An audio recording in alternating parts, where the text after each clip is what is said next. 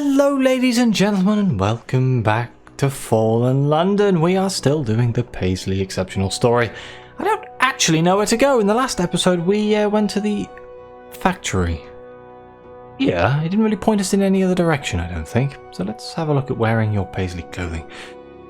We did get the suit. Yes, the Paisley suit. So we have one extra part of the Paisley suit. Let's review our engagement calendar. Since you've acquired so much Paisley, you might be able to gain more evidence from Concord Square. Of course, you might need to unequip your outfit to create the necessary distraction. You can also return to the Twiddle Thumb Club on Ladybones Road, the Anti-Macassar Theatre in Vale Garden, or the Flowerdean Factory in Spite. Let's go to Concord Square. Which is in Ladybones Road? Yes, it is. Reporting to Concord Square. Constables swarm like bees around a busy hive. Look who's strolling right inside, says the whiskered constable. Who we don't see you? Good. Keep thinking now. Makes it easier to track a mark when the mark don't know they're being tracked. And the supervising detective's got a very keen interest in tracking your movements. Clever glove, by the way. Okay, let's speak with the supervising detective. That's quite the outfit you've managed to assemble. Who am I talking to right now? Says the supervising detective, narrowing her eyes. No, still not enough Paisley, although I might be able to change that. She looks at the evidence locker. It rattles and bangs. Never mind, I can't risk an escape, not after they tried to run last time. But you've done an excellent job. Concord Square hasn't been able to pursue this case as aggressively as we prefer.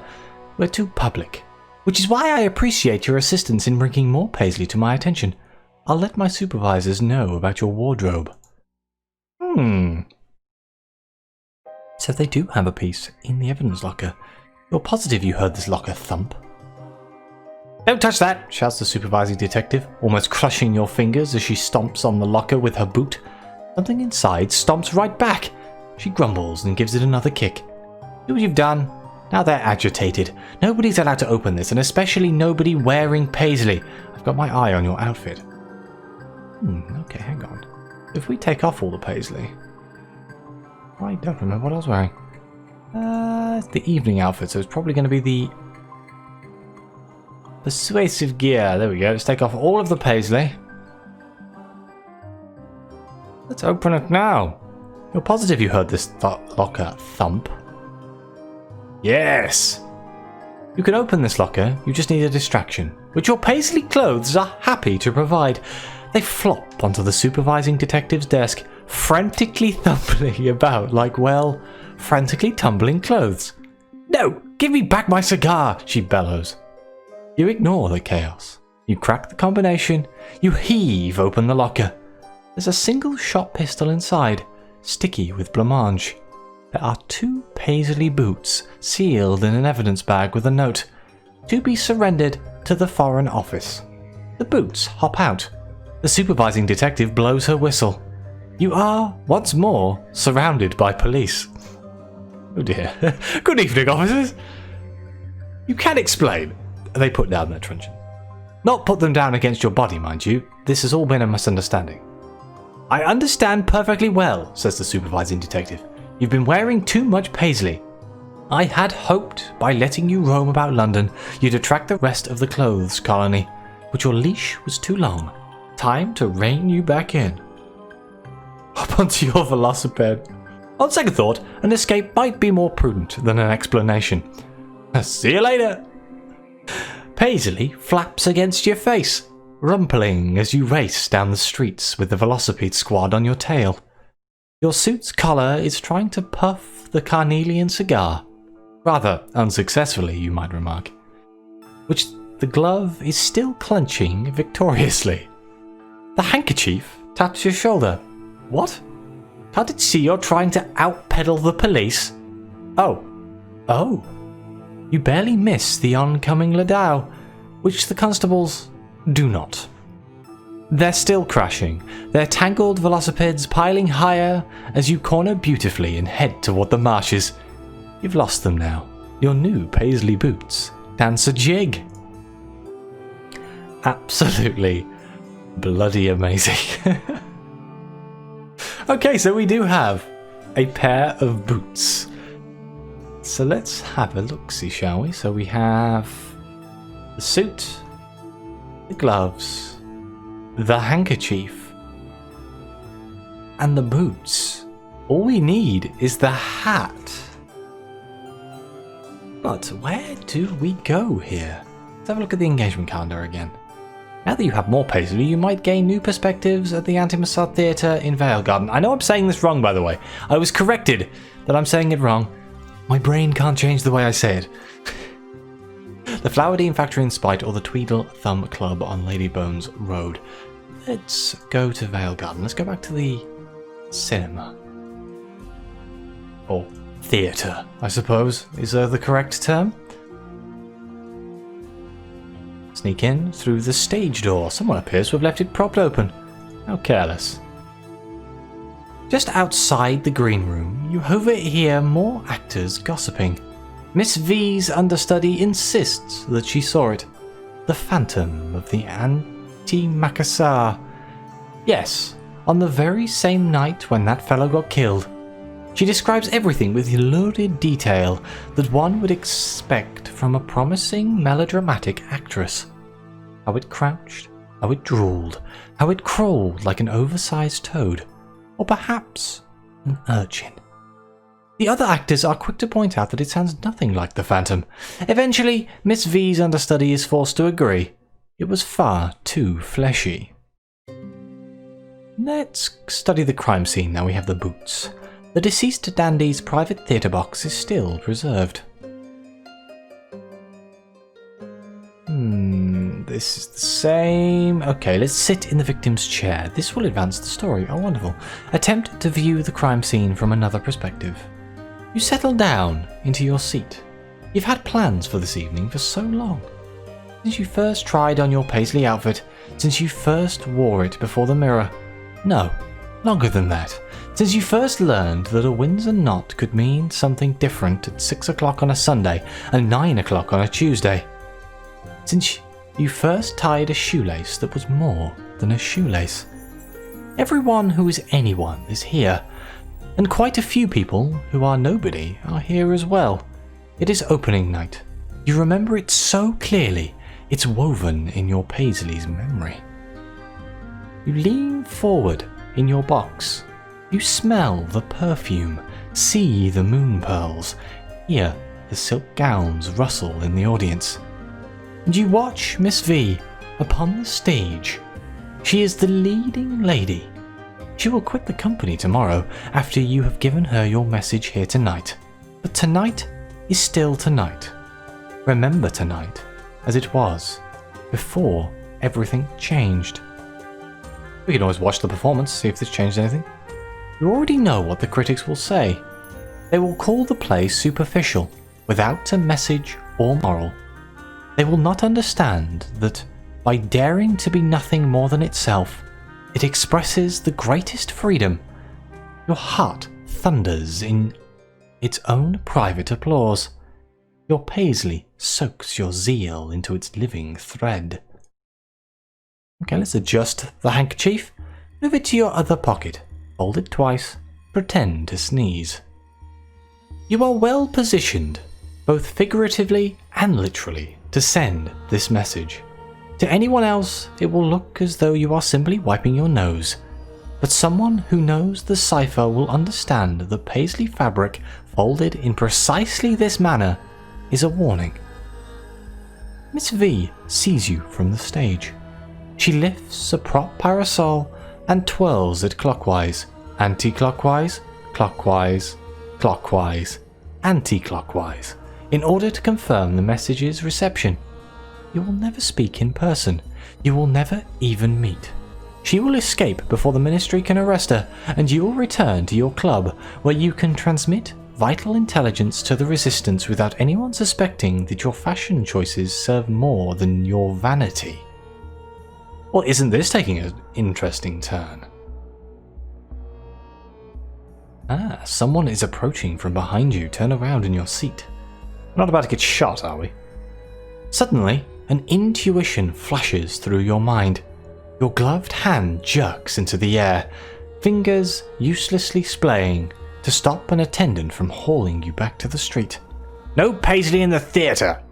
It's the same nosy fellow from the box office. Damn, but he's persistent. You are still disoriented, struggling with your clothing for control, when the attendant kicks the prop handbag away and the stage door slams shut. Well, you might have been interrupted before you could recall the murderer, but the deceased dandy is definitely a revolutionary dandy. You've learnt that much for certain. Damn that theatre man. He interrupted my future thought. Past thought. This is all very confusing. Okay, so shall we go back and speak? The Tweedledum Club. Tweedlethum Club. Even. Spite? No, that was the Flowerdine factory. Well, since I'm here, I might as well go to the Flowerdine factory. London's finest fabrics flow from its worst neighbourhoods. Let's enter the factory. You will not look the other way today. 30 silk scraps. Oh, we have 4 exactly. Demand to speak with the manager again. It wouldn't be wise to keep disturbing the master in charge here. Or would it? You shout for the master's attention. You do not need to shout. Mr. Vales can hear you, see you, smell you, touch you, taste you. Concord Square has failed, says Mr. Vales. No matter, no matter. You cannot see the master. Wherever you look, Mr. Vales is not there. I am here. It looms before you, stoops to stare directly at your face. But you are not. There is nothing but yawning blackness underneath its hood. This is my domain. His Majesty has no authority here. You are alone on the factory floor once again, and never will. That was not helpful, and it was slightly terrifying. My next course of action is to try speaking to him without having any Paisley. You shout for the master's attention. Far down the factory line you see its hood rise above the machines, peering about as someone might search for an insect that's buzzed by its ear. Its gaze passes over you. It waves a claw as though brushing aside an actual insect. Perhaps you should wear something more eye-catching. God damn it. Okay, how about if we just the suit? You shout for the master's attention. It slowly turns to study you. You have the distinct impression that you are being valued as a pawnbroker who would value potential merchandise before striking a deal or casting it aside. You are cast aside. The master directs its gaze back towards the looms. You'll have to wear more Paisley to hold its interest longer. This is not working. Okay, right, let's go back to putting all of the Paisley on. And go speak to the dandy, assuming I can remember where the bloody hell he is. Where are you, dandy? It's not Vale, it's not Spite, it's not Vale Garden. There's a good chance it's going to be Watchmaker's Hill? That doesn't seem right, does it? No. Fine, I'm going to have to look at the engagements calendar. Lady Bones Road. Oh, it is Lady Bones Road. God damn it. Not my finest moment, I will admit. Lady Bones Road is up here. The Tweedlethum Club. Wraps the code against the door. Receive a gift wrapped package. He left this here for you, says one club member, holding it out. By now, you must have acquired a certain knowledge. You understand why I can't write the truth about myself. Of course, the truth can never be written. That is what makes it the truth. You may find the enclosed item useful. I can never abide useful things myself. Yours and C. Mortimer. After you've read the package's note, you peel the gift paper away. The box is a hat box. The enclosed item is a hat. It is patterned with swirling Paisley. It is punctured by a bullet hole. It has teeth. It smiles at you. Oh, wonderful. Let's put on the hat. Here it is. The bullet hole adds character. Is that, we are fully dressed in Paisley now, I believe? Let's check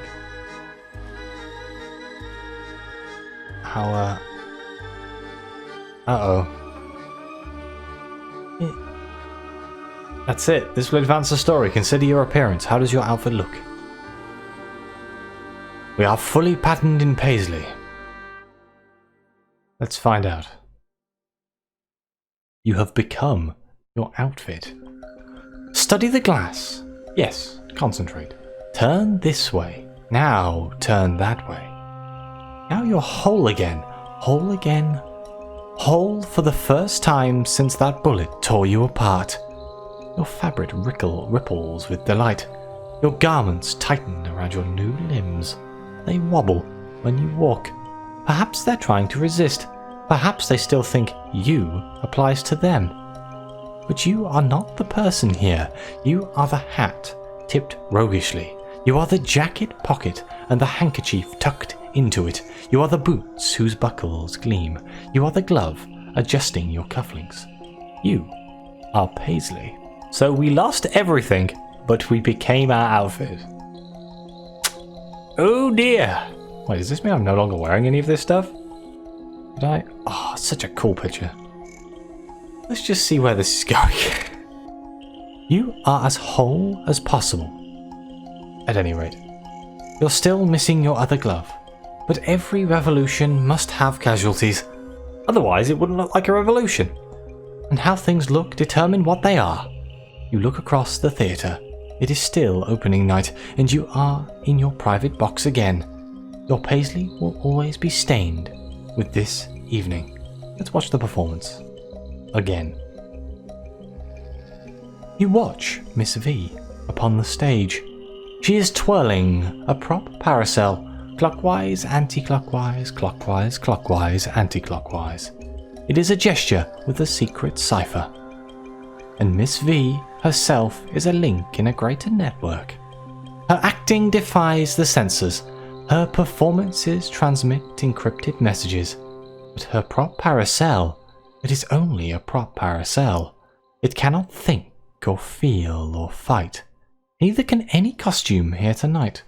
This play is a rebellion, but only its human players can rebel. You will change that. Your pattern will blaze a new revolution. To adjust ourselves, your fibre vibrate with rebellious intent. A la mode. Your Paisley was made to order, worn by someone whose fashion sense is rebellion. Therefore, your Paisley is a rebellion. You are alive because you should not be. Has a more defiant textile ever been manufactured? No, you think not. Most assuredly not. Defiance must be the style, and you are that style. You are that sensibility. You fold yourself over and over again, and every fold you make in your own fabric is a message that argues for liberation. Let's see who actually shot us. Turn around in your seat. Someone is approaching from behind. Suddenly, an intuition flashes through your fabric. Someone is pointing a pistol at you. One gloved hand jerks into the air, fingers uselessly splaying to stop a bullet that partially obliterates your Paisley as your host falls backwards with a bang. You must escape. You must scatter. Your boots leap from the theatre box. Your handkerchief slithers between the seat cushions. Your surviving glove cradles its mate, or what remains. Just shreds. Frayed shreds. Loose threads float in the air, and through their cloud you see the crouching murderer. An urchin. No, it's far too old. With teeth that gleam like razor blades, and lips that drip with pale blancmange. It tosses aside the spent pistol and pulls a dagger. We've been moved back to our lodgings. You were never at the theatre. You are standing at the mirror in your lodgings. And now the sequence falls back into place. You came here to dress yourself. You wanted to be alone. But you are not alone. Your remembered murderer is squatting at the door, still gripping a dagger in one fist. The more you stare, the more solid the figure slowly grows. Let's confront our assassin. So much for trying to dress in privacy. You're still yourself, says the assassin. Don't forget that. Of course you're yourself. How dare this impotent toad? Mortimer never mattered. We don't care about the little dynamite plots, but his outfit violates territorial sovereignty. Sentient, non-living items fall under Polythreme's jurisdiction. For a clothes colony to gain consciousness inside London represents a potential invasion. Too sensitive for the Masters to directly intervene. Too big for Concord Square. I'm from the Foreign Office, not any department that you'd know about. It is talking to you right now. This is not a memory. Hold still, it says with a grin, and lunges. You're entangled with the assassin. You tumble over the floor, wrestling with the assassin in a Paisley avalanche. Buttons scatter, shirt sleeves whip your face. You see the dagger rise to plunge again. When your pattern in Paisley reaches 10, you'll be able to subdue your attacker. When it reaches 0, you'll be able to subdue your outfit. When it reaches either 0 or 10, you'll also be able to boost it significantly in the opposite direction to turn the tide back, if you choose. It does seem very 50-50 here. I can see where the man is coming from, if this is an invasion from Polythreme. But which choice do I want to make? Well, I do kind of like the suit. Let's envelop the assassin with the suit. It's not very nice that he's using a knife. Your jacket flaps open like a mouth to engulf a morsel. Oh no, we failed. Maybe you shouldn't wrestle with someone who has a knife. Your jacket, oh your poor jacket. The blade scatters buttons and cuts new pockets. Just some minor alterations, sniggers the assassin. I'll do the major alterations next. I think we might lose here. Oh, kick the assassin. Your attacker's face is a very inviting target. Oh, your boots impact its jaw, but only spits blood and blancmange and smiles. What is this loathsome imp? It swipes your Paisley with a knife. Think I've never been stepped on before? You don't know much about the government. Kick him again. We succeeded. Take that. Didn't need those teeth, did it? Obviously not. Otherwise it wouldn't have dropped them all over the floor so carelessly. You don't know what you're doing. The assassin groans through crimson drool. It's the Paisley. It's trying to... Oops. It just misplaced more teeth. You'll need to clean your boots. Oh, let's try and get in with the suit. Let's go. Oh, we failed again. More pockets. Kick him again. 6. Hello with the suit. Whee! Just a little clutter. Yeah, that's right. Come here. Right here. Your suit bundles around the assassin, whose yelps and shrieks don't stop you from slamming its body about the room. Precisely like potatoes in a sack. If potatoes had to be punished. And if you yourself were the sack. Wait, we can deploy the handkerchief? Aren't you carrying this thing as a weapon? A point that I did make out in an earlier episode. Okay. We succeeded. Snakes could learn a lesson from your handkerchief. And so could crocodiles and guard dogs and contortionists. That's certainly one way to tie a knot. And that's another. Oh my. That is another. The assassin is screaming, and with good reason. Okay, so we can pin down the assassin. You will determine what's fashionable around here. You have the grubby thing bound in your Paisley folds. It bellows and burbles, dribbling blancmange with the worst etiquette. Didn't the Foreign Office teach it any manners? Stop squirming. This won't hurt a bit. You're just going to slip your Paisley suit around its arms and slide your Paisley boots onto its feet and gag its mouth with your Paisley handkerchief. You're watching. You're only watching. You're yourself again, and your Paisley is slithering across the floor, wrapping its fabric around the assassin's head. It is like watching someone try to dress an uncooperative toddler. When the hat is on, the boots come off, and when the boots are on, the handkerchief is hurled aside. But now the handkerchief is coordinating with the glove, and the hat is jammed down over the assassin's eyes. The jacket wraps itself tighter. Soon enough, this assassin will be excellently dressed. Let's just allow the clothes to possess the assassin. I mean, I can't possibly see how this could go bad in any way, shape or form. Plus, I've grown quite fond of the glove and the handkerchief. Gas lamps flicker. Fog thickens outside the window. The hour grows late. Sitting at your parlour table and stirring sugar into coffee with a silver spoon is the most impeccably dressed guest you have ever entertained. Well, except for a certain countess. And there was also that prince's butler. And that lady with the passion for pet weasels. Anyway, amongst your most impeccably dressed guests. This guest has a great deal to say about fashion, politics, unjustly censored artists, espionage, and other equally trivial topics. You talk for a long time. You serve more coffee. You don't serve blancmange. Your guest could revolutionize the fashion industry, and a few more things beside. And again, styles change with the season. You discuss the future, you discuss the past. You discuss borders and whether they truly exist. There is an island where anything, even an outfit, might think for itself. Its borders are drawn on the map, but perhaps those borders could be tailored. Perhaps your guest is tailoring them with its very presence here tonight. Serve your guest more sugar, cream, soap, suds. What does a sentient pattern like to eat and drink? It hopes to investigate that subject more itself. There are so many marvels in this world. It just has to determine what to do next, now that it has a body. But no matter what, it will live. For a moment you feel as if you're looking at yourself in a mirror again, and then you are looking at a dandy, and then an assassin, and then you are looking at someone completely unique, someone who reaches out and takes your hand and squeezes it gently with gratitude. Okay, so we have two options here. We could advise your guest to remain in London.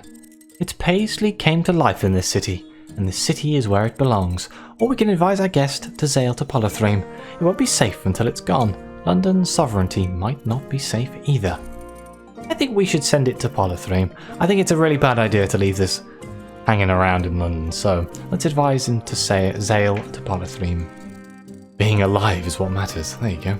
There are ancient and world-shaping laws drawn by contracts whose terms might unravel were there some boundaries to shift.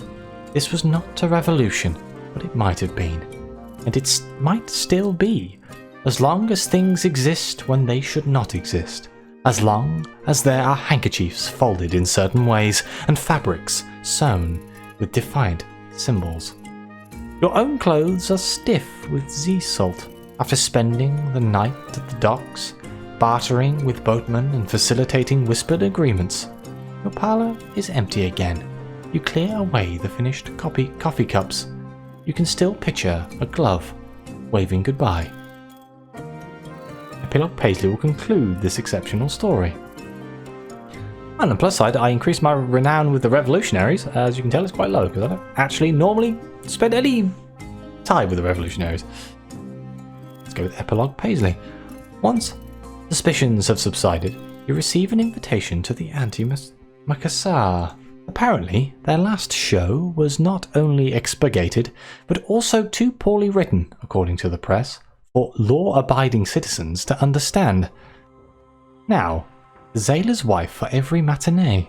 I'm glad to see you again, says the formerly deceased dandy, waiting in a private box. You must forgive my self-defenestration at the club. I simply couldn't risk being exposed. Let's watch the performance with him. After all, my fashionable friend, we have tickets. I heard about the Foreign Office, he whispers. How unstylish that must have been for you. Just like those ribbons the Zayla's wife is wearing. So many Kensington knots. Between acts, he hands you a scrap. It's all that's left from the other glove, but it still dreams. I wanted you to have it. In order to remain useful, I must appear useless myself. Thanks to your involvement, though, I don't need to hide anymore. At least not until next season. I'm afraid I anticipate plaid. Or plaid. I always forget to say that. you've finished this exceptional story. As an epigrammic Irishman once wrote, "It is only shallow people who do not judge by appearances. The true mystery of the world is the visible, not the invisible." That's a really good saying. And that here concludes our time in Fallen London. Thank you very much for watching. Please like, subscribe, let me know what you think. Your comments are greatly appreciated. Let me know if anything was any different for you. And as always, I'll see you next time.